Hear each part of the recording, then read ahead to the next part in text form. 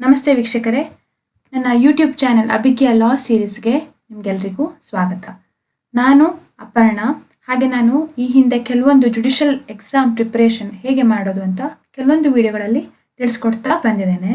ಇವತ್ತಿನ ಈ ವಿಷಯ ಯಾವುದು ಅಂತಂದರೆ 8 different kinds of questions asked in judicial exams. ಅಂದರೆ ಈಗ ಪ್ರಿಲಿಮಿನರಿ ಎಕ್ಸಾಮಿನೇಷನ್ಸ್ಗೆ ಮಲ್ಟಿಪಲ್ ಚಾಯ್ಸ್ ಕ್ವಶನ್ಸ್ ಅಂತ ಕೇಳ್ತಾರೆ. 100 ಮಲ್ಟಿಪಲ್ ಚಾಯ್ಸ್ ಕ್ವಶನ್ಸ್ ಇರುತ್ತೆ ಕರ್ನಾಟಕದಲ್ಲಿ. ಸೊ ಈ ಮಲ್ಟಿಪಲ್ ಚಾಯ್ಸ್ ಕ್ವಶನ್ಸ್ ಯಾವ್ಯಾವ ರೀತಿ ಬರುತ್ತೆ, ಅದು ಯಾವುದ್ಯಾವುದು ರೀತಿ ಅಂತ ನಿಮಗೆ ಗೊತ್ತಾದರೆ ನಿಮಗೆ ಪ್ರಿಪ್ರೇಷನ್ ಮಾಡಲಿಕ್ಕೆ ಸುಲಭ ಆಗುತ್ತೆ. ಹಾಗೆ ಆನ್ಸರ್ ಕೂಡ ಈ ಥರ ಬರ್ಬೋದು ಅಂತ ಹೇಳಿ ನಿಮಗೆ ಒಂದು ಐಡಿಯಾ ಇರುತ್ತೆ. ಸೊ ಈ ಥರ MCQಗಳು ಯಾವ್ಯಾವ ಥರ ಇದೆ, ಅದು ಯಾವುದು ಅಂತ ನಾನು ಈ ವಿಡಿಯೋದಲ್ಲಿ ನಿಮಗೆ ತಿಳಿಸ್ಕೊಡ್ತಾ ಇದ್ದೇನೆ. ಹಾಗಿದ್ರೆ ಸ್ಟಾರ್ಟ್ ಮಾಡೋಣ ಬನ್ನಿ. ನೋಡಿ, ನಾನು ಇದರಲ್ಲಿ ಹೇಗೆ ಮಾಡ್ತೇನೆ ಅಂದರೆ, ಕರ್ನಾಟಕ ಸಿವಿಲ್ ಜಡ್ಜ್ ಎಕ್ಸಾಮ್ಗೆ actually CPC, CRPC, Indian penal code, Karnataka rent act, limitation act, Indian evidence act, specific relief act, transfer of property act, ಇದೆಲ್ಲದೂ ಕೂಡ ಇವೆ. ಸೊ ನಾನು ಯೂಶ್ವಲಿ IPCದು ಒಂದು ಎಕ್ಸಾಂಪಲ್ಲು ತೊಗೊಂಡು ನಿಮಗೆ ತಿಳಿಸ್ಕೊಡ್ತೇನೆ, ಯಾವ ರೀತಿಯಲ್ಲಿ ಮಲ್ಟಿಪಲ್ ಚಾಯ್ಸ್ ಕ್ವಶನ್ಸನ್ನು ಡಿವೈಡ್ ಮಾಡ್ಬೋದು, ಹೇಗೆ ಕೇಳ್ಬೋದು ಅಂತ. ಸೊ ಎಕ್ಸಾಂಪಲ್ ಕ್ವಶನ್ಸ್ ನಮಗೆ IPC ಅದರಲ್ಲಿ ಬೇಸಿಕ್ ಆಗಿ ಇಟ್ಕೊಂಡು ಹೇಳ್ತೇನೆ. ಹಾಗೆ ಉಳಿದಿದ್ದು ಕೆಲವೊಂದು ಕೂಡ ಎವಿಡೆನ್ಸು CRPC ಅದ್ರಲ್ಲಿ ಕೂಡ ಒಂದೊಂದು ಎಕ್ಸಾಂಪಲ್ ನಿಮಗೆ ತಿಳಿಸ್ಕೊಡ್ತೇನೆ. ಹಾಗಿದ್ರೆ ಅವೆಲ್ಲ ಯಾವುದು ಅಂತ ನೋಡೋಣ. ನೋಡಿ, ಮೊದಲನೇದಾಗಿ questions based on nature of particular law. ಅಂದರೆ ಏನು, ಈಗ ಯಾವುದೋ ಒಂದು ಕಾನೂನು ಇರುತ್ತೆ, ಆ ಕಾನೂನಿನ ಸ್ವಭಾವ ಹೇಗೆ, ಅದ್ರದ್ದು ಯಾವ ಬೇಸಿಸಲ್ಲಿ ಆ ಕಾನೂನನ್ನು ಫಾರ್ಮ್ ಮಾಡಿದ್ದಾರೆ, ಹೇಗೆ ಎನಾಕ್ಟ್ ಮಾಡಿದ್ದಾರೆ, ಅದ್ರ ಮೇಲೆ ಕೆಲವೊಂದು ಕ್ವಶನ್ಸ್ಗಳು ಬರ್ಬೋದು. ಸೊ ಇದಕ್ಕೇನು ಹೇಳ್ತಾರೆ, questions based on nature of particular law. ನೋಡಿ, ಈಗ ಎಕ್ಸಾಂಪಲ್ ಅಂದರೆ ಈಗ ಸಿವಿಲ್ ಜೂರಿಸ್ಪ್ರುಡೆನ್ಸ್, ಸಿವಿಲ್ ಯಾವ ಲಾ ಉಂಟು, ಯಾವ ಆಧಾರದ ಮೇಲೆ ಸಿವಿಲ್ ರೂಲ್ಸ್ ಆಫ್ ಪ್ರೊಸೀಜರು ಅಥವಾ ಕೋಡ್ ಆಫ್ ಸಿವಿಲ್ ಪ್ರೊಸೀಜರ್ ಅದು ಮಾಡಿದ್ದಾರೆ, ಸಿವಿಲ್ ಲಾನ ಅಥವಾ ಸಿವಿಲ್ ಜಡ್ಜ್ ಸಿವಿಲ್ ಕೇಸನ್ನು ಹೇಗೆ ಪ್ರೂವ್ ಮಾಡ್ಬೋದು, ಯಾವ ಪ್ರೂಫ್ ಬೇಸಿಕ್ ಆಗಿ ಇಟ್ಕೊಂಡು ಕೇಳ್ತಾರೆ. ಹಾಗೆ ಕ್ರಿಮಿನಲ್ ಜೂರಿಸ್ಪ್ರುಡೆನ್ಸ್ ಅಂದರೆ ಏನು, ಅದರದ್ದು ರೂಲ್ಸು ಥಿಯರೀಸು ಕೆಲವೊಂದು ಇರುತ್ತೆ, ನಮ್ಮ ಜೂರಿಸ್ಪ್ರುಡೆನ್ಸಲ್ಲಿ ಸಿಗುತ್ತೆ. ಸಿವಿಲ್ ಜೂರಿಸ್ಪ್ರುಡೆನ್ಸ್ ಬೇರೆ, ಕ್ರಿಮಿನಲ್ ಜೂರಿಸ್ಪ್ರುಡೆನ್ಸ್ ಬೇರೆ ಅಂತ, ಅದು ಯಾವುದು ಅಂತ ನೋಡ್ಬೋದು. Evidence, nature of law of evidence, ಹೇಗೆ ಯಾವ ರೀತಿಯಲ್ಲಿ ಒಂದು ಎವಿಡೆನ್ಸ್ ಕಾನೂನನ್ನು ಫಾರ್ಮ್ ಮಾಡಿದ್ದಾರೆ, ಇದು ಕೂಡ ನಮಗೆ ಕ್ವಶನ್ಸಲ್ಲಿ ಕೇಳ್ಬೋದು. ನಾನು ಹೀಗೆ ಹೇಳಿದ್ರೆ ನಿಮಗೆ ಅರ್ಥ ಆಗಲಿಕ್ಕಿಲ್ಲ, ಒಂದು ಎಕ್ಸಾಂಪಲ್ ಜೊತೆ ನೋಡೋಣ. ನೋಡಿ, ಎವಿಡೆನ್ಸ್ ಆ್ಯಕ್ಟಲ್ಲಿ ಒಂದು ಕ್ವಶನ್ ಉಂಟು, point out the correct answer. Okay, ಒಂದು ಕರೆಕ್ಟ್ ಆನ್ಸರ್ ಈ 4 ಆಪ್ಷನ್ಸಲ್ಲಿ ಯಾವುದು ಅಂತ ಹೇಳಿ ಅಂತ ತಿಳಿಸ್ಕೊಟ್ಟಿದ್ದಾರೆ. So law of evidence is ಏನು, ಲೆಕ್ಸ್ ಟ್ಯಾಲಿಸನ್, ಲೆಕ್ಸ್ ಫೋರಿ, ಲೆಕ್ಸ್ ಫೋಸಿ, ಲೆಕ್ಸ್ ಸೈಟಸ್ ಅಂತ. ಸೊ ಇದು ನಮ್ಮ ಓಲ್ಡ್ ಪ್ರಿನ್ಸಿಪಲ್ಸು, ಎವಿಡೆನ್ಸ್ ಯಾವ ಇದ್ರ ಮೇಲೆ ಫಾರ್ಮ್ ಆಗಿದೆ ಅಂತ. ಕರೆಕ್ಟ್ ಆನ್ಸರ್ ಇದ್ರದ್ದು ಲೆಕ್ಸ್ ಫೋರಿ ಅನ್ನುವಂಥದ್ದು ಕರೆಕ್ಟ್ ಆನ್ಸರು. ಅಂದರೆ ಲಾ ಆಫ್ ದಿ ಕಂಟ್ರಿ, ಅದ್ರ ಮೇಲೆ ಒಂದು ದೇಶದ ಕಾನೂನು ಹೇಗಿರುತ್ತೆ ಆ ಒಂದು ಆಧಾರದ ಮೇಲೆ ಲಾ ಆಫ್ ಎವಿಡೆನ್ಸ್ ಇರುತ್ತೆ ಅಂತ ಹೇಳುವಂಥ ಇದು. ಸೊ ಫಸ್ಟ್ ಟೈಪ್ ಕ್ವಶನ್ಸ್ ಯಾವುದು, ಮಲ್ಟಿಪಲ್ ಚಾಯ್ಸ್ ಕ್ವಶನ್ ಯಾವ ಥರ ಬರ್ಬೋದು ಅಂದರೆ, ನಿಮಗೆ ಸಿವಿಲಲ್ಲಿ ಬರ್ಬೋದು, ಕ್ರಿಮಿನಲ್ ಬರ್ಬೋದು, ಅಥವಾ ಎವಿಡೆನ್ಸಲ್ಲಿ ಸಹ ಬರ್ಬೋದು, ಅಥವಾ ಬೇರೆ ನಿಮ್ಮ ಟ್ರಾನ್ಸ್ಫರ್ ಆಫ್ ಪ್ರಾಪರ್ಟಿ ಆ್ಯಕ್ಟ್, ಅದು ಯಾವ ಆಧಾರದ ಮೇಲೆ, ಇಮ್ಮೊಬೈಲ್ ಪ್ರಾಪರ್ಟಿ. ಸೊ ಹಾಗೆ ಆ ಥರ ನೀವು ಅಂದಾಜು ಮಾಡ್ತಾ ಹೋಗ್ಬೋದು. ಇದು ಒಂದು ಟೈಪ್ ಆಫ್ ಕ್ವಶನ್ನು, ಒಂದು type of multiple choice question. ಯಾವುದು, questions based on nature of particular law, ಆ ನೇಚರ್ ಹೇಗೆ, ಸ್ವಭಾವ ಹೇಗೆ ಅಂತ. ಇನ್ನು ಕ್ರಿಮಿನಲ್ ಜೂರಿಸ್ಪ್ರುಡೆನ್ಸ್ ಒಂದು ಎಕ್ಸಾಂಪಲ್ ನೋಡೋಣ. In order that an act should be punishable, it must be morally blameworthy, it must be a sin. ಇದೊಂದು ಕೋರ್ಟ್ ಯಾರೋ ಒಬ್ರು ಹೇಳಿರುವಂಥ, ಒಬ್ರು ಲೀಗಲ್ ಜೂರಿಸ್ಟ್ ಅಂತ ಹೇಳ್ತಾರಲ್ಲ, ಲೀಗಲ್ ಜೂರಿಸ್ಟ್ಸ್ ಅಥವಾ ಕೆಲವೊಂದು ಫಿಲಾಸಫರ್ಸು ಅಂಥವ್ರು ಹೇಳಿರುವಂಥ ಒಂದು ಸ್ಟೇಟ್ಮೆಂಟ್. ಏನಿದು, in order that an act, ಇದು ಸ್ಮಾಲ್ ಎ ಆಗಬೇಕು, an act should be punishable, it must be morally blameworthy, it must be a sin. ಯಾವುದಾದ್ರು ಒಂದು ಪನಿಷಬಲ್ ಆಗಿರುವಂಥ ಒಂದು ಕೃತ್ಯ ಅಂತ ಇರುವಂಥದ್ದಿದ್ರೆ ಆ ಕೃತ್ಯ ಹೇಗಿರಬೇಕು, ಅದು ಅಷ್ಟು ಪಾಪದಾಗಿರಬೇಕು, ಮಾರಲಿ ಅದು ತುಂಬ ಆರೋಪಿಸುವಂಥದ್ದು ಆಗಿರಬೇಕು ಅಂತ ಹೇಳಿರ್ತಾರೆ ಒಬ್ಬರು. So who said the statement, ಈ ಸ್ಟೇಟ್ಮೆಂಟ್ ಹೇಳಿದವ್ರು ಯಾರು? ಇದ್ರ correct answer Lord Denning. Okay, C Lord Denning. So ಈ ಥರ ಸ್ಟೇಟ್ಮೆಂಟ್ಗಳು ಕೊಟ್ಟು ಯಾರು ಹೇಳಿದ್ದಾರೆ ಅಂತಲೂ ಕೇಳ್ಬೋದು. ಅಥವಾ ಕೆಲವೊಂದು ಬುಕ್ಸಲ್ಲಿ ಯಾವ ಬುಕ್ಕಿಂದ ತೆಗೆದಿದ್ದು ಈ ಸ್ಟೇಟ್ಮೆಂಟು, ಅಥವಾ ಈ ಬುಕ್ ಬರೆದವ್ರು ಯಾರು, ಆ ಥರ ಕ್ವಶನ್ಸನ್ನು ಕೇಳ್ತಾರೆ. ಇನ್ನು ಸಿವಿಲ್ ಜೂರಿಸ್ಪ್ರುಡೆನ್ಸ್ ಒಂದು ಎಕ್ಸಾಂಪಲ್ ನೋಡೋಣ. Code of civil procedure is, ಇದು ಯಾವುದು? Whether it's substantive law, procedural law, criminal law or none of this. Code of civil procedure it's always a procedural law. Answer is B. ಹೇಗೆ ಒಂದು procedure ಹೇಗೆ ಅಂತ ತಿಳಿಸ್ಕೊಡುವಂಥದ್ದು. So ನಿಮಗೆ state wise ಆಯ್ತಾ civil rules of practice vary ಆಗ್ತಾ ಹೋಗುತ್ತೆ, state amendments ಬೇರೆ ಬೇರೆ ಇರುತ್ತೆ. So it only states procedure, ಹೇಗೆ ಆ ಕೋರ್ಟಿಂದು ಸಿವಿಲ್ ಕೋರ್ಟಿಂದು ಹೇಗೆ ಒಂದು ಬಿಸ್ನೆಸ್ ಕ್ಯಾರಿ ಆಗಬೇಕು ಅಂತ ಹೇಳುವಂಥದ್ದು code of civil procedure. So it is only a procedure law. So ಈ ಮೂರಲ್ಲಿ ನಾವೇನು ನೋಡಿದ್ವಿ, ಸಿವಿಲ್, ಕ್ರಿಮಿನಲ್ ಮತ್ತು ಎವಿಡೆನ್ಸಲ್ಲಿ ಅದರದ್ದು ನೇಚರ್ ಏನು ಅಂತ ಕೇಳುವಂತಹ ಕ್ವಶನ್ಸು. ಇದು ಒಂದು ಟೈಪ್ ಆಫ್ MCQs. ಓಕೆ, ಇನ್ನು ನೆಕ್ಸ್ಟ್ ಯಾವುದು? Introductory questions. ಇಂಟ್ರಡಕ್ಟರಿ ಕ್ವಶನ್ಸ್ ಅಂದರೆ ಏನು? ಯಾವುದು ಒಂದು ಬೇಸಿಕ್ ಆಗಿ ಒಂದು ಇಂಟ್ರಡಕ್ಷನ್ ಕೊಡುತ್ತೆ. ಇಂಟ್ರಡಕ್ಷನ್ ಕೊಡುವಂಥದ್ದು ಯಾವುದು? ನಮ್ಮ ಬೇರ್ ಆ್ಯಕ್ಟ್ಸ್. ಬೇರ್ ಆ್ಯಕ್ಟ್ದು ಇಂಟ್ರಡಕ್ಷನ್ ಅಥವಾ ಪ್ರಿಲಿಮಿನರಿ ಅಂತ ಹೇಳಿರತ್ತಲ್ಲ. ಸೊ ಆಲ್ ಬೇರ್ ಆ್ಯಕ್ಟ್ಸ್ ರೆಫರ್ಡ್ ಇನ್ ಸಿಲೆಬಸ್. ನಮ್ಮ ಸಿಲೆಬಸ್ಸಲ್ಲಿ ಯಾವುದ್ಯಾವ್ದು ಬೇರ್ ಆ್ಯಕ್ಟ್ಸ್ ಇದೆ, ನಾ ಆವಾಗಲೇ ಹೇಳಿದಾಗೆ CPC ಇದೆ, CRPC ಇದೆ, IPC, ಇಂಡಿಯನ್ ಎವಿಡೆನ್ಸ್ ಆ್ಯಕ್ಟ್ ಇದೆ, Indian contract act, limitation act, specific relief act, negotiable instrument act, ಇನ್ನು Karnataka rent act, Karnataka local law ಆಗಿ ಸ್ಪೆಷಲ್ ಆ್ಯಕ್ಟ್ ಆಗಿ ಹೇಳ್ತಾರೆ. ಸೊ ಇದೆಲ್ಲದು ಬೇರೆ ಆ್ಯಕ್ಟ್ಸ್ ಯಾವುದು ಉಂಟು, ಅದರಲ್ಲಿ ಪ್ರಿಲಿಮಿನರಿ ಅಂತ ಇರುತ್ತೆ. ಓಕೆ, ಪ್ರಿಲಿಮಿನರಿ ಅದರದ್ದು ಏನು? ಪ್ರಿಲಿಮಿನರಿ ಅಂದರೆ ಸ್ಟಾರ್ಟಿಂಗ್ ಫಸ್ಟ್ ಸೆಕ್ಷನ್ 1, ಸೆಕ್ಷನ್ 2 ಎಲ್ಲಿ ಅಪ್ಲಿಕೇಬಲ್ಲು ಈ ಕಾನೂನು, ಅಥವಾ ಅದರದ್ದು ಪ್ರಿಯಂಬಲ್ ಅಂತಲೂ ಹೇಳ್ಬೋದು. ನಾವಿನ್ನೊಂದು ಮೇಜರ್ ಒಂದು ಬಿಟ್ಬಿಟ್ವಿ, constitution, Indian constitution of India. ಅದರದ್ದು ಪ್ರಿಯಂಬಲ್ ಪ್ರತಿಯೊಂದು ವರ್ಡ್ ಸಹಿತ ವರ್ಡ್ ಇಂಪಾರ್ಟೆಂಟ್ ಆಗಿರುತ್ತೆ, ಅದೇನು ಅಂತ ತಿಳ್ಕೊಳ್ಬೇಕು. ಸೊ 1, 2, 3 ಸೆಕ್ಷನ್ಸ್ ಇರುವಂತಹ ಒಂದು ಪ್ರಿಲಿಮಿನರಿ ಇಂಟ್ರಡಕ್ಷನ್ ಪಾರ್ಟ್ ಇರುತ್ತಲ್ಲ, ಯಾವಾಗ when did it come in to force, ಯಾವಾಗಲಿಂದ ಅದು ಚಾಲ್ತಿಯಲ್ಲಿ ಬಂತು ಆ ಒಂದು ಆ್ಯಕ್ಟು, ಅಥವಾ ಆ ಆ್ಯಕ್ಟ್ ಕಾನ್ಸಾಲಿಡೇಟ್ ಮಾಡಿದಾರಾ, ಹಿಂದೆ ಇರೋ ಆ್ಯಕ್ಟನ್ನು ರಿಪೀಲ್ ಮಾಡಿದಾರಾ ಹೊಸದಾಗಿ, ಅಥವಾ ಸ್ವಲ್ಪ ಚೇಂಜಸ್ ಮಾಡಿದಾರಾ, ಅಥವಾ ಅಡಿಷನ್ ಆಗಿ ಹಿಂದಿರೋ ಆ್ಯಕ್ಟಿಗೆ ಹೊಸದಾಗಿ ಅಡಿಷನ್ ಆಗಿ ಇದು ಹೊಸದಾಗಿ ಸೇರಿಸಿದಾರಾ, ಅಮೆಂಡ್ಮೆಂಟಾ ಇದೆಲ್ಲದೂ ತಿಳ್ಕೊಂಡಿರ್ಬೇಕಾಗತ್ತೆ. ಸೊ ಈ ಥರ ಕ್ವಶನ್ಸ್ ಏನು ಇಂಟ್ರಡಕ್ಟರಿ ಕ್ವಶನ್ಸ್ ಅಂತ ನಾವು ನೋಡಬಹುದು. ನೋಡಿ ಎಕ್ಸಾಂಪಲ್ಸ್, ಇದು ಕಂಪ್ಲೀಟಾಗಿ ಎಕ್ಸ್ಕ್ಲೂಸಿವ್ ಆಗಿ ಇದು ಒಂದು ಲಿಸ್ಟ್ ಅಲ್ಲ, ಜಸ್ಟ್ ಆ ಪರ್ಪಸ್ ಆಫ್ ಡ್ರಾಫ್ಟ್ ಅಂದರೆ ಯಾವುದೇ ಒಂದು ಕಾನೂನು ಇರಲಿ, CPC ಇರಲಿ, ಅಥವಾ ಹೊಸ ಒಂದು ಆ್ಯಕ್ಟ್ ಬಂತು, ಅದು GKL ಬರುವಂಥ ಕ್ವಶನ್ಸ್ ನಿಮಗೆ.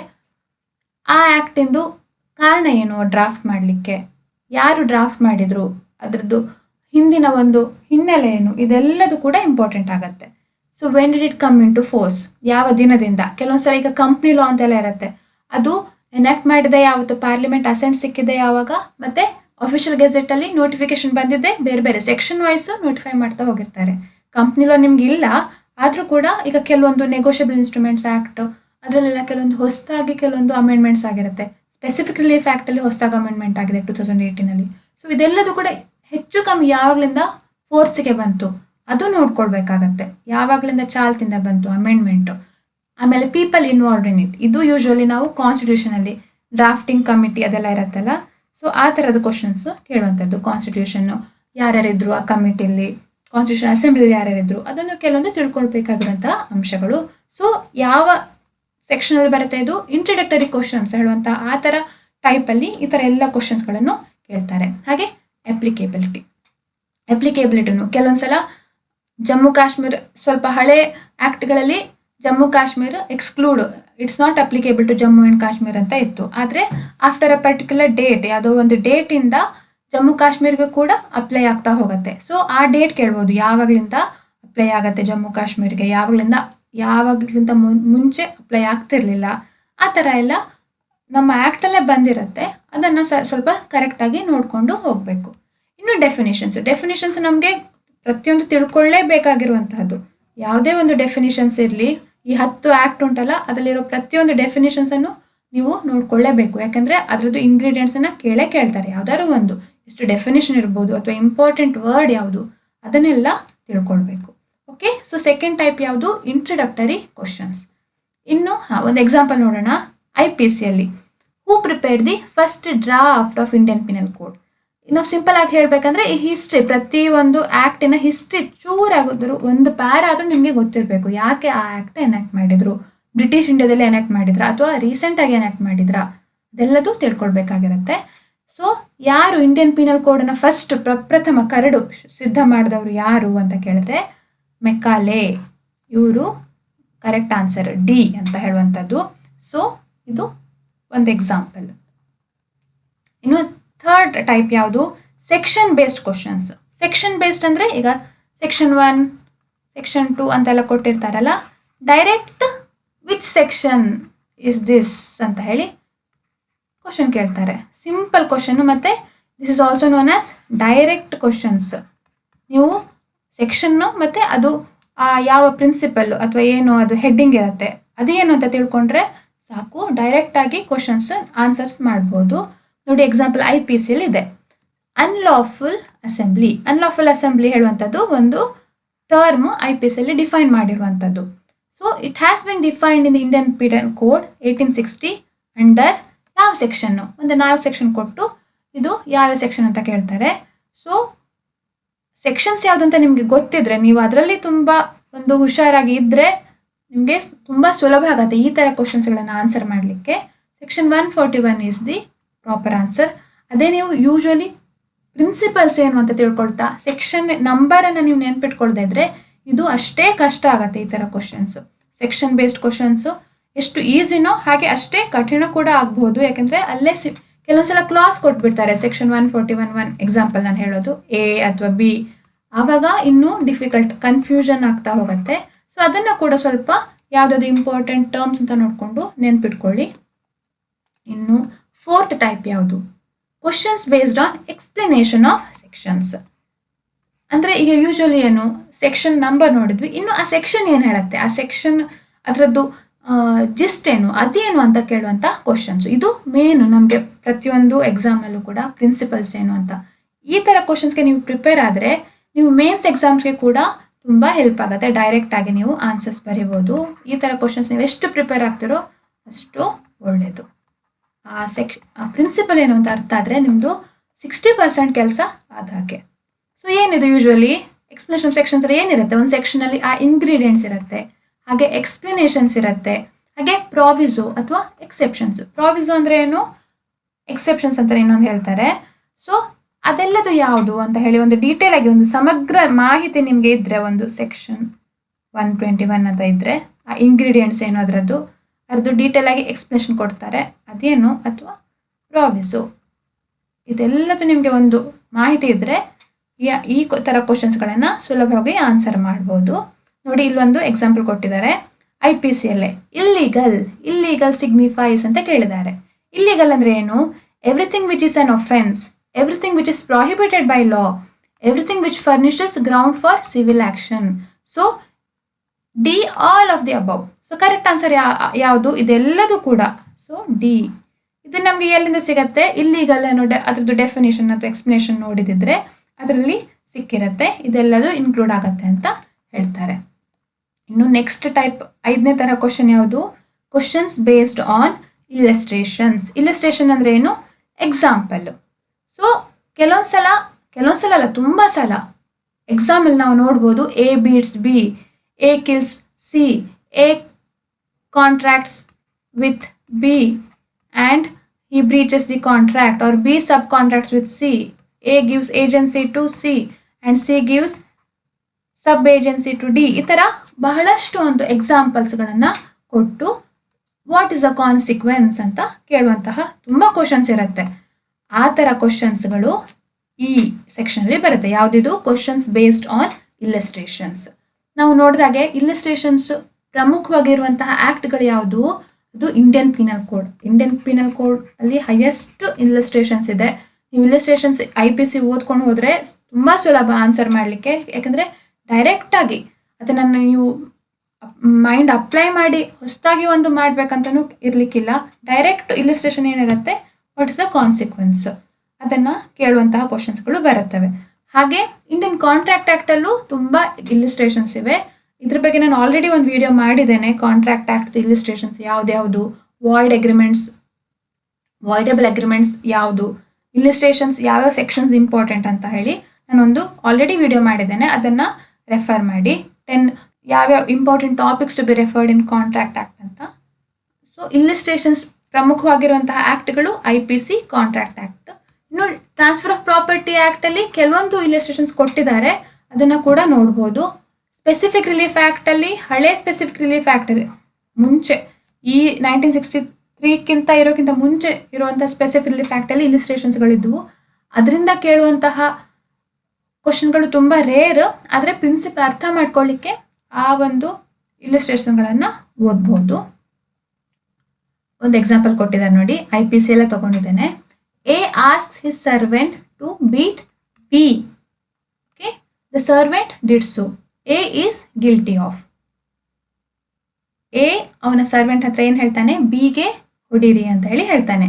ಆ ಸರ್ವೆಂಟ್ ಹಾಗೆ ಮಾಡಿದಾಗ A ಯಾವ ಒಫೆನ್ಸಿಗೆ ಒಂದು ಗಿಲ್ಟಿ ಆಗಿದ್ದಾರೆ, ಯಾವ ಒಫೆನ್ಸ್ ಕಮಿಟ್ ಮಾಡಿದ್ದಾರೆ ಅಂತ ಕೇಳ್ತಾರೆ. ಇದು ಯಾವುದೋ ಒಂದು ಒಫೆನ್ಸ್ನ ಕೆಳಗೆ ಬರುವಂಥ ಇಲ್ಲಿಸ್ಟ್ರೇಷನ್. ಅದು ನಿಮಗೆ ಯಾವುದು ಅಂತ ಮುಂಚೆನೇ ನೀವು ಓದ್ಕೊಂಡಿದ್ರೆ you can easily answer that it is an abetment by instigation. Abetment ಮಾಡಿ, ಪ್ರಚೋದನೆ ಮಾಡಿ ಮಾಡಿರುವಂತಹ ಒಂದು ಕೃತ್ಯ ಅಂತ ಹೇಳ್ಬೋದು. ಓಕೆ, ಸೊ ಇದು ಇಲ್ಲಿ ತನಕ ಇಲ್ಲಿಸ್ಟ್ರೇಷನ್ಸ್ ಬೇಸ್ಡ್ ಕ್ವಶನ್ಸನ್ನು ನಾವು ನೋಡಿದ್ವಿ. ಇನ್ನು ನೆಕ್ಸ್ಟ್ ಯಾವುದು, questions based on case laws. Case ಲಾಸೇ ಆಧಾರವಾಗಿರುವಂತಹ ಒಂದು ಪ್ರಮುಖವಾದ ಒಂದು ನಿಮ್ಮ ಸಿಲೆಬಸ್ ಪಾರ್ಟ್ ಯಾವುದು, ಅದು ಕಾನ್ಸ್ಟಿಟ್ಯೂಷನ್. ಕಾನ್ಸ್ಟಿಟ್ಯೂಷನಲ್ಲಿ ನಿಮಗೆ ಆರ್ಟಿಕಲ್ಸ್, ಫ್ರೀಡಮ್ ಆಫ್ ಸ್ಪೀಚ್, ಯಾವುದು ಫಂಡಮೆಂಟಲ್ ರೈಟ್ಸ್ ಅಂತ ಇದೆ, ಅಥವಾ directive principles of state policies. Fundamental rights and directive principles of state policy, ಇದೆರಡರಿಂದ ಎಷ್ಟು ಕೇಸ್ ಲಾಸ್ ಸಿಗುತ್ತೋ ಅಷ್ಟು ನಿಮಗೆ ಒಳ್ಳೆಯದು, ಅಷ್ಟು ಓದ್ಕೊಳ್ತಿರೋ. ಅದು ರೈಟ್ ಟು ಈಕ್ವಾಲಿಟಿ ಮತ್ತು right to equality, right to trade, ಈ ಥರ ಈ ಒಂದು article 14, article 19, right to life, article 21 ಇದರಲ್ಲಿ ಬರುವಂತಹ ಮೇಜರ್ ಕೇಸ್ ಲಾಸು ತುಂಬ ಹೆಲ್ಪ್ ಆಗುತ್ತೆ ಓದ್ಕೊಳ್ಳಿಕ್ಕೆ ಕಾನ್ಸ್ಟಿಟ್ಯೂಷನ್ ಆದರೆ. ನೋಡಿ, ಕಾನ್ಸ್ಟಿಟ್ಯೂಷನ್ ಒಂದು ಕೇಸ್ ಲಾಸ್ ನೋಡ್ಬೋದು. ಹಾಗೆ ಇಂಡಿಯನ್ ಪೀನಲ್ ಕೋಡಲ್ಲಿ ಕೂಡ ಕೇಸ್ ಲಾಸ್ ಇದೆ, TP ಆ್ಯಕ್ಟಲ್ಲಿ ಕೂಡ. ಬೇರೆದ್ರಲ್ಲೂ CPC, CRPC ಎಲ್ಲ ತುಂಬ ಇರುತ್ತೆ, ಆದರೆ ಕೇಸ್ ಲಾಸೇ ಮುಖ್ಯವಾಗಿ ಬರುವಂತಹ ಆ್ಯಕ್ಟ್ಗಳು ಈ ಕಾನ್ಸ್ಟಿಟ್ಯೂಷನ್ನು, IPC, TP ಆ್ಯಕ್ಟ್. ಹಾಗೆ ಕಾಂಟ್ರಾಕ್ಟ್ ಆ್ಯಕ್ಟಲ್ಲಿ ತುಂಬ ಕ್ವಶನ್ಸ್ಗಳು ಬರ್ತವೆ. ಓಕೆ, ಸೊ ಯಾವುದಿದು ಕೇಸ್ ಲಾಸ್ ಬೇಸ್ಡ್ ಕ್ವಶನ್ಸ್. ಇಲ್ಲೊಂದು ಕೊಟ್ಟಿದ್ದಾರೆ IPCಲಿ, the case of Gian Kaur versus state of Punjab is related to. ಹೇಗೆ ಕೇಳ್ತಾರೆ ಕ್ವಶನ್ನು, ಒಂದು ಕೇಸ್ ಲಾ ಅದು ಹೆಸರು ಕೊಟ್ಟು ಯಾವ ಪ್ರಿನ್ಸಿಪಲ್ ಹೇಳಿದ್ರು ಅಥವಾ ಯಾವುದಕ್ಕೆ ರಿಲೇಟೆಡ್ ಆಯಿತು ಅಂತ ಕೇಳ್ತಾರೆ. Options: murder, culpable homicide, abetment of suicide and attempt to commit suicide. ಈ case attempt to commit suicide ಇದ್ರ ಬಗ್ಗೆ ತುಂಬ ಡಿಸ್ಕಷನ್ ಮಾಡಿರುವಂತಹ ಕೇಸು. ಸೊ ಇದು ಕರೆಕ್ಟ್ ಆನ್ಸರ್ ಡಿ. ಇನ್ನು ನೆಕ್ಸ್ಟ್ ಕ್ವಶನ್ಸ್ ಯಾವುದು, questions based on maxims, statements and principles. ಕೆಲವೊಂದು legal maxims ಇರುತ್ತೆ ಲ್ಯಾಟಿನಲ್ಲಿ, ಅದರದ್ದು ಆ ಒಂದು ಸ್ಟೇಟ್ಮೆಂಟ್ ಕೊಟ್ಟು ಏನಿದ್ರ ಅರ್ಥ ಅಂತ ಕೇಳ್ತಾರೆ. ಹಾಗೆ ಕೆಲವೊಂದು ಸ್ಟೇಟ್ಮೆಂಟ್ಸ್ ಇರುತ್ತೆ ಅಥವಾ ಪ್ರಿನ್ಸಿಪಲ್ಸ್ ಅಂದರೆ ಈಗ ನಾವು ನೋಡಿದಾಗೆ ನೋಡಿ, ಯೂಶಲಿ ಕಾಂಟ್ರಾಕ್ಟ್ ಆ್ಯಕ್ಟ್ ಮತ್ತು TP ಆ್ಯಕ್ಟಲ್ಲಿ ನಾವು ಈ ತುಂಬ ಪ್ರಿನ್ಸಿಪಲ್ಸ್ ನೋಡ್ಬೋದು. ಹಾಗೆ ಎಕ್ಸಾಂಪಲ್ ನೋಡೋಣ ನೋಡಿ, ರೂಲ್ ಆಫ್ ಫ್ರಸ್ಟ್ರೇಷನ್. ಕೆಲವೊಂದು ರೂಲ್ಸ್ ಇರುತ್ತೆ, ಅದು ಯಾವುದು ರೂಲ್ ಆಫ್ ಫ್ರಸ್ಟ್ರೇಷನ್ ಅಂದರೆ ಕಾಂಟ್ರಾಕ್ಟ್ ಆ್ಯಕ್ಟಲ್ಲಿ ಬರುವಂಥದ್ದು. ಮೆನ್ಸ್ರಿಯಾ ಅದು ಯಾವುದರಲ್ಲಿ ನಿಮ್ಗೆ ಬರುತ್ತೆ, IPC, ಇಂಡಿಯನ್ ಪೀನಲ್ ಕೋಡ್ ಅಥವಾ ಕ್ರಿಮಿನಲ್ ಲಾ ಅಂತ ಹೇಳ್ಬೋದು. CPC ಇರಲಿ ಅಥವಾ ಕ್ರಿಮಿನಲ್ ಪ್ರೊಸೀಜರ್ ಕೋಡಲ್ಲಿ ಆ ಒಂದು intention of mind is very important, ಅದ್ರ ಬಗ್ಗೆ ಕೇಳಬಹುದು. ಹಾಗೆ ಡಬಲ್ ಜಿಯೋಪಾರ್ಡಿ ಅದು ಕೂಡ CPCಲೂ ಬರುತ್ತೆ, ಡಬಲ್ ಜಿಯೋಪಾರ್ಡಿ CRPCಲಿ ಬರುತ್ತೆ. ಹಾಗೆ ರೆಸ್ಟ್ ಜುಡಿಕೇಟಾ CPCಲಿ ಬರುತ್ತೆ. Consensus ad idem contract act, meeting of minds ಅಂತ ಏನು ಹೇಳ್ತಾರೆ ಅದು.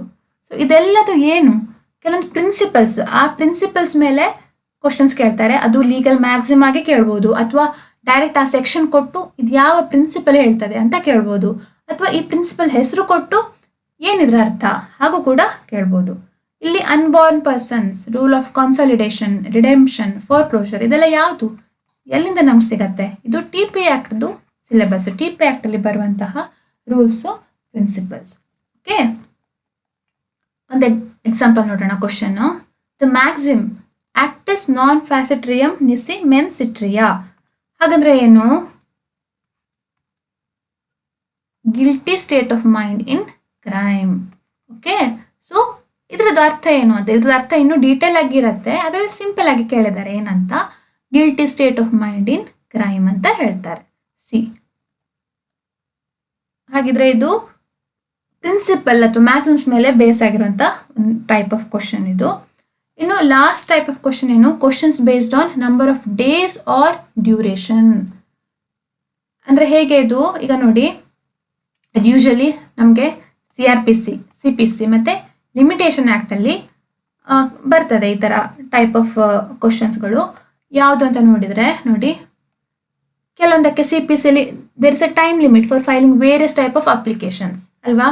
ಪ್ಲೇನ್ ಫೈಲ್ ಮಾಡಲಿಕ್ಕೆ, ರಿಟರ್ನ್ ಸ್ಟೇಟ್ಮೆಂಟ್ ಫೈಲ್ ಮಾಡಲಿಕ್ಕೆ, ಇಶ್ಯೂಸ್ ಡ್ರಾಫ್ಟ್ ಮಾಡಲಿಕ್ಕೆ, ಎಕ್ಸಾಮಿನೇಷನ್ ಎಷ್ಟು ದಿನದಲ್ಲಿ ಕಂಡಕ್ಟ್ ಮಾಡಬೇಕು, ಜಜ್ಮೆಂಟ್ ಸಮ್ಮರಿ ಆದರೆ ಎಷ್ಟು ದಿನದಲ್ಲಿ ಮಾಡಬೇಕು, ಹಾಗೆಲ್ಲ ಕೆಲವೊಂದು ಒಂದು ಟೈಮ್ ಲಿಮಿಟ್ ಇದೆ ಪ್ರತಿಯೊಂದಕ್ಕೂ. ಅದು CPCಲಿ ಇರಲಿ ಅಥವಾ CRPCಲಿ, ಅದೇ ಏನು ಅಂತ ನಾವು ನೋಡ್ಕೊಳ್ಬೇಕು, ಎಷ್ಟು ಟೈಮ್ ಡ್ಯೂರೇಷನ್ ಅಂತ. ಹಾಗೆ IPCಯಲ್ಲಿ ಇಂಪ್ರಿಸನ್ಮೆಂಟ್ ಎಷ್ಟು ಅಂತ ಕೊಟ್ಟಿರ್ತಾರೆ. ಕೆಲವೊಂದು ಡೆತ್, ಲೈಫ್ ಇಂಪ್ರಿಸನ್ಮೆಂಟ್ ಆದರೆ ಹೇಗೆ, ರಿಗರಸ್, ಅದರದ್ದು ಕೆಲವೊಂದು ಡ್ಯೂರೇಷನ್ ಏನು ಅಂತ ಅದು ತಿಳ್ಕೊಳ್ಬೇಕು. ಮತ್ತು maximum number of days or hours provided for certain activities. ಈಗ ಮ್ಯಾಜಿಸ್ಟ್ರೇಟ್ ಮುಂದೆ ಪ್ರೊಡ್ಯೂಸ್ ಮಾಡಲಿಕ್ಕೆ ಎಷ್ಟು ಟೈಮ್ ಬೇಕು, ಅಥವಾ ರಿಮಾಂಡ್ ಮಾಡಲಿಕ್ಕೆ, ಅದನ್ನು ಎಕ್ಸ್ಟೆಂಡ್ ಮಾಡಲಿಕ್ಕೆ, ಜುಡಿಷಿಯಲ್ ಕಸ್ಟಡಿ ಆದರೆ ಹೇಗೆ, ಪೊಲೀಸ್ ಕಸ್ಟಡಿ ಆದರೆ ಹೇಗೆ, ಎಷ್ಟು ದಿನ ಮ್ಯಾಕ್ಸಿಮಮ್ ಕೊಡ್ಬೋದು, ಕಂಪೌಂಡಬಲ್ ಆಫೆನ್ಸಸ್ ಹೇಗೆ, ಅದು ಯಾವ ಥರ, ಸಮರಿ ಟ್ರಯಲ್ ಆದರೆ ಅದರದ್ದು ಟೈಮ್ ಲಿಮಿಟ್ ಎಷ್ಟು ದಿನದಲ್ಲಿ ಮಾಡಬೇಕು.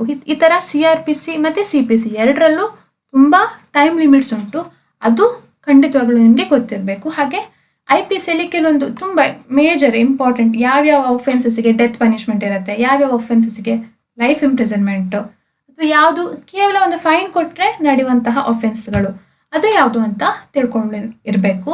ಮತ್ತು ಲಿಮಿಟೇಷನ್ ಪೀರಿಯಡ್, ನಮಗೆ ಲಿಮಿಟೇಷನ್ ಆ್ಯಕ್ಟಲ್ಲಿ ಇರುತ್ತಲ್ಲ ಕೆಲವೊಂದು ಆ್ಯಕ್ಟಿಗೆ, ಈಗ ಮನಿ ಸೂಟ್ಸ್ಗಾದರೆ ಎಷ್ಟು ಟೈಮ್ ಲಿಮಿಟ್ ಇದೆ, ಮಾರ್ಗೇಜ್ ಸೂಟಿಗಾದರೆ ಎಷ್ಟು, ಅಥವಾ ಪೊಸೆಷನ್ ಸೂಟಿಗಾದರೆ ಎಷ್ಟು, ಇಂಜಂಕ್ಷನ್ ಸೂಟಿಗೆ ಟೈಮ್ ಲಿಮಿಟ್ ಎಷ್ಟು, ಲಿಮಿಟೇಷನ್ ಪೀರಿಯಡ್ ಅಂತ. ಸೊ ಅದನ್ನೆಲ್ಲ ನಾವು ತಿಳ್ಕೊಳ್ಬೇಕು. ಒಂದು ಕ್ವಶನ್ ನೋಡೋಣ. CRPCಯಲ್ಲಿ under CRPC the maximum term of imprisonment awardable in a summary trial. Summary ಟ್ರಯಲ್ಲಿ ಅತಿ ಹೆಚ್ಚು ಇಂಪ್ರಿಸನ್ಮೆಂಟ್ ಅವಾರ್ಡ್ ಮಾಡಲಿಕ್ಕಾಗೋದು ಎಷ್ಟು ಟೈಮು? 1 ವರ್ಷ 2 ವರ್ಷ ಅಂತೂ ಅಲ್ಲ, 3 ತಿಂಗಳು ಮಾತ್ರ ಅವಧಿ ಇಂಪ್ರಿಸನ್ ಅಂತ ಹೇಳಿ ಒಂದು ಸೆಂಟೆನ್ಸ್ ಪಾಸ್ ಮಾಡ್ಬೋದು. ಯಾವುದರಲ್ಲಿ? ಸಮರಿ ಟ್ರಯಲಲ್ಲಿ. ಸೊ ಈ ಥರ ಟೈಮ್ ಲಿಮಿಟು, ಡೇಸು, ಅವರ್ಸು, ಡ್ಯೂರೇಷನ್ನು ಕೊಟ್ಟಿರುವಂತಹ ಒಂದು ಯಾವುದು ಸೆಕ್ಷನ್ಸ್ ಇರುತ್ತೆ, ಅದೆಲ್ಲದು ಈ ಥರ ಕ್ವಶನ್ಗಳನ್ನು ಕೇಳ್ತಾರೆ. Questions based on number of days or duration. Okay, ಹಾಗಾದ್ರೆ ನಾವು ಇದನ್ನೆಲ್ಲ ರಿವೈಸ್ ಮಾಡೋಣ ಯಾವ್ದು ಅಂತ. ಮೊದಲಿಗೆ ನಾವು ನೋಡಿದ್ದು questions based on nature of particular law, ಕೆಲವೊಂದು ಆ ಸ್ವಭಾವನ, ಆ ಒಂದು ಕಾನೂನು ಹೇಗೆ ಎವಾಲ್ವ್ ಆಯಿತು ಅದ್ರ ಮೇಲೆ ಕ್ವಶನ್ಸ್ ಕೇಳ್ತಾರೆ. ಇನ್ನು introductory questions, definitions, preamble, preliminary, applicability, extent, short title, ಅದೆಲ್ಲ ಏನಿರುತ್ತಲ್ಲ ಅದು ಇಂಟ್ರಡಕ್ಟರಿ ಕ್ವಶನ್ಸಲ್ಲಿ ಬರುತ್ತೆ. ಇನ್ನು ಸೆಕ್ಷನ್ ಬೇಸ್ಡ್ ಕ್ವಶನ್ ಅಥವಾ ಡೈರೆಕ್ಟ್ ಕ್ವಶನ್ಸು, ಸೆಕ್ಷನ್ ಕೇಳ್ತಾರೆ, ಇದ್ಯಾವುದು ಸೆಕ್ಷನ್ ನಂಬರ್ ಹೇಳಿ, ಅಥವಾ ಆ ಸೆಕ್ಷನ್ದು ವರ್ಡಿಂಗ್ಸ್ ಕೊಟ್ಟು ಇದೇನು ಯಾವ ಸೆಕ್ಷನ್ ಹೇಳುತ್ತೆ ಹಾಗೆ ಕೇಳುವಂಥದ್ದು. Questions based on explanation of sections, ಆ ಸೆಕ್ಷನ್ ಆ ಒಂದು ಜಿಸ್ಟ್ ಏನು, ಇಂಗ್ರೀಡಿಯೆಂಟ್ಸ್, ಎಕ್ಸ್ಪ್ಲನೇಷನ್ಸ್, ಎಕ್ಸೆಪ್ಷನ್ಸ್, ಅದೆಲ್ಲದು ಈ ಥರ ಕ್ವಶನ್ಸಲ್ಲಿ ಕೇಳ್ತಾರೆ. ಇನ್ನು questions based on illustrations, examples ಕೊಟ್ಟು ಕೇಳುವಂಥ ಕ್ವಶನ್ಗಳು. Questions based on case laws, ಯಾವ್ಯಾವ ಕೇಸಲ್ಲಿ ಏನಾಯಿತು, ಯಾವ ಪ್ರಿನ್ಸಿಪಲನ್ನು ಅಪ್ಹೋಲ್ಡ್ ಮಾಡಿದ್ದಾರೆ ಅದನ್ನು ಕೇಳ್ತಾರೆ. ಹಾಗೆ questions based on maxim, statements and principles, principle ತುಂಬ ಇಂಪಾರ್ಟೆಂಟ್ ಮುಖ್ಯವಾದ ಪ್ರಿನ್ಸಿಪಲ್ಗಳು ಯಾವುದು ಅದನ್ನೆಲ್ಲ ಕೇಳುವಂಥ ಕ್ವಶನ್ಸ್ಗಳಿದು.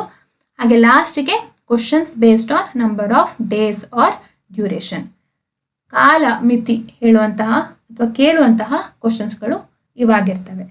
ಸೊ ಇಲ್ಲಿ ತನಕ ನಾವು 8 ಬೇರೆ ಬೇರೆ ತರಹ ಮಲ್ಟಿಪಲ್ ಚಾಯ್ಸ್ ಕ್ವಶನ್ಗಳನ್ನು ಡಿವೈಡ್ ಮಾಡಿ ಈ ತರಹ ಕೇಳ್ಬೋದು ಅಂತ ಹೇಳಿರ್ತೇವೆ. ನೀವು ಯಾವ ಸಬ್ಜೆಕ್ಟನ್ನು ಓದ್ತೀರಿ ಅದನ್ನು ಅದಕ್ಕೆ ಅಪ್ಲೈ ಮಾಡಿಕೊಂಡು ಈ ಥರ ಕ್ವಶನ್ಗಳನ್ನು ಕೇಳ್ಬೋದು ಅಂತ ಹೇಳಿ ಹಾಗೆ ಪ್ರಿಪೇರ್ ಮಾಡ್ತಾ ಹೋಗಿ. ಹಾಗೆ ನಿಮಗೆ ಈ ವಿಡಿಯೋ ಇಷ್ಟ ಆಗಿದ್ರೆ ಖಂಡಿತವಾಗ್ಲೂ ಲೈಕ್ ಮಾಡಿ, ಹಾಗೆ ಸಬ್ಸ್ಕ್ರೈಬ್ ಆಗದಿದ್ರೆ ಸಬ್ಸ್ಕ್ರೈಬ್ ಆಗಿ, ಹಾಗೆ ಅದರ ಪಕ್ಕದಲ್ಲಿರೋ ಬೆಲ್ ಐಕನ್ ಒತ್ತಿ ನಿಮಗೆ ನಾನು ಯಾವ್ಯಾವಾಗ ಹೊಸ ಹೊಸ ವಿಡಿಯೋ ಅಪ್ಲೋಡ್ ಮಾಡ್ತೇನೆ ಅದರ ನೋಟಿಫಿಕೇಷನು ಕೂಡಲೇ ಬರ್ತಾ ಹೋಗುತ್ತೆ. ನಿಮ್ಮ ತಯಾರಿಗೆ ಹಾಗೆ ಸಹಾಯ ಆಗಬಹುದು. ಇಲ್ಲಿ ತನಕ ನನ್ನ ವಿಡಿಯೋನ ನೋಡಿ ಸಹನೆಯಿಂದ ನೋಡಿದ್ದಕ್ಕೆ ಧನ್ಯವಾದಗಳು. Thank you.